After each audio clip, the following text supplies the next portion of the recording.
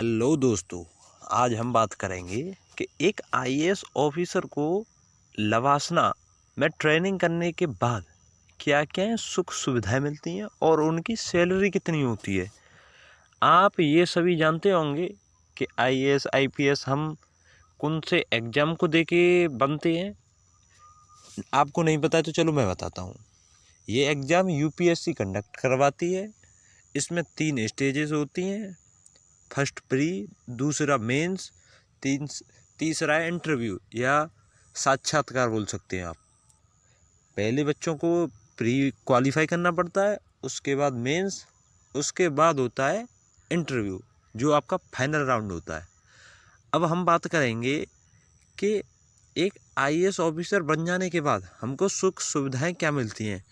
तो सुख सुविधाएं में बहुत सारी चीज़ें होती हैं और जो हमारी तनख्वाह या सैलरी होती है वो भी उसी पर निर्भर करती है। जैसे ही हम आगे बढ़ते जाते हैं उसी के अनुसार हमारी सैलरी भी बढ़ती जाती है। आप लोगों को ये पता होगा कि भारत में बहुत सारे युवा हैं जो प्रति वर्ष इसमें अपना योगदान देते हैं, इसको करते हैं, इसकी तैयारी करते हैं। बहुत सारे युवक युवती हैं, बहुत सारों का सपना भी है कि आईएएस बने, आईपीएस बने, आईआरएस बने या आईएफएस में जाएं, लेकिन प्रत्येक का सपना पूरा नहीं हो पाता क्योंकि इसमें चुनिंदा बच्चों को ही शामिल किया जाता है। केवल कुछ लोग ही अपने परिश्रम और लगन के दम पर इसको यानी परीक्षा को पास कर सकते हैं। हालांकि परीक्षा इतनी भी कठिन नहीं है कि उसे कोई भी बंदा पास ना कर सके, लेकिन जिसमें दम होता है ना वो इसको पास कर पाता है। सरकार के द्वारा उन्हें बहुत सारी सुख सुविधाएं मिलती हैं जब वो पेपर को पास कर लेते हैं, यानी लवासना की ट्रेनिंग को पूरा कर लेते हैं। लवासना में भी बहुत सारी वो सुख सुविधाएं उपलब्ध की जाती हैं। जैसे एक आईएएस ऑफिसर का वेतन बात करें तो 7th CPC के मुताबिक एक अधिकारी को जो मासिक सैलरी होती है वो 56,100 रुपये से स्टार्टिंग होती है, जिसका वेतन मूल वेतन होता है। जैसे जैसे उसका प्रमोशन होगा, जिस प्रकार उसका प्रमोशन होगा उसी के अनुसार उसकी सैलरी भी बढ़ती रहेगी। और एक आईएएस ऑफिसर अपनी जॉब यानी अपनी कैरियर बनाने में एक कैबिनेट सचिव के पद पर पहुंच सकता है। कैबिनेट पद पर पहुंचने पर उसकी सैलरी 2.5 लाख रुपए प्रति महीने हो जाती है।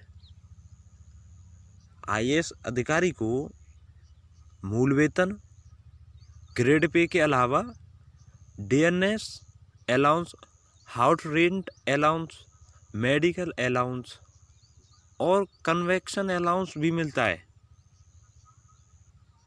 इसके अलावा आप ये भी कह सकते हैं न्यूनतम किराए पर बंगले प्रदान किए जाते हैं, यानी जिससे उनको इतनी सुविधाएं दी जाती हैं वो रहने के लिए कम से कम दर पर अपने घर को ले सकती हैं।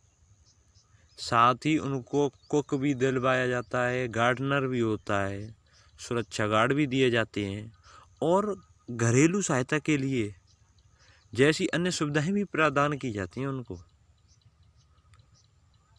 इन अधिकारियों को मुफ्त में या अधिक सब्सिडी पर बिजली और टेलीफोन सुविधाएं भी दी जाती हैं।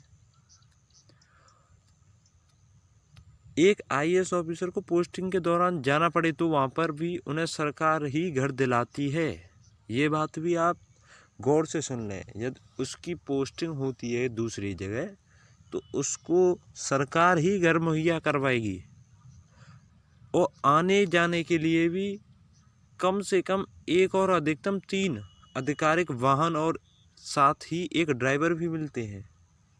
यदि आपका ट्रांसफ़र होता है तो आपको एक वाहन दिया जाता है जाने आने के लिए, तो उसके साथ ड्राइवर भी मुहैया सरकार ही कराती है। यदि ज़्यादा वाहन जाते हैं आपके साथ तो उसका खर्चा सब सरकार ही अपने ऊपर लेती है।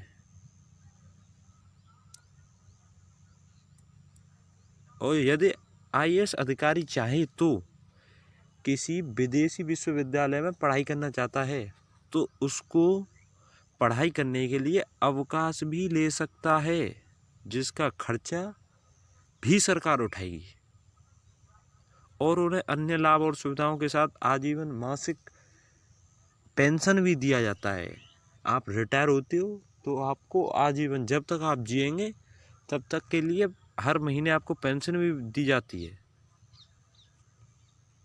यही है कि एक आईएएस ऑफिसर बनना खुद में ही एक बहुत बड़ी उपलब्धि है।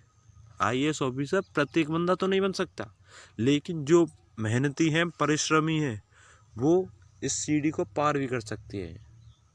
यूपीएससी एग्जाम करवाता है ये, और इसको प्रत्येक बच्चा तो निकाल नहीं सकता, लेकिन आप लगन करेंगे, लगन से मेहनत करेंगे तो आप निकाल सकते हैं। इसी प्रकार अन्य वीडियोस देखने के लिए आप मेरे चैनल को सब्सक्राइब करें, लाइक करें और बेल आइकन को प्रेस करें, जिससे मेरे चैनल की बढ़ोतरी